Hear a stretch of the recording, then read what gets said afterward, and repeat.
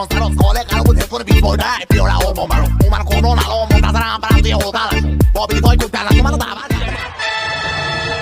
از زمان صفوی زمان قاجار اینا سند ما، زمان پهلوی جمهوری اسلامی داره قائم.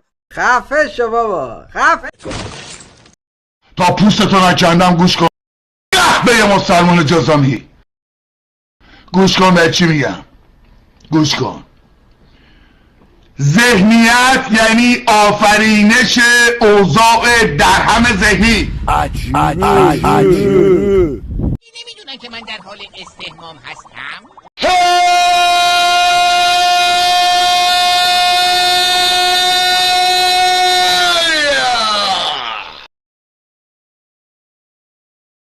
تو اون طرفو ببین، منم این طرفو میبینم.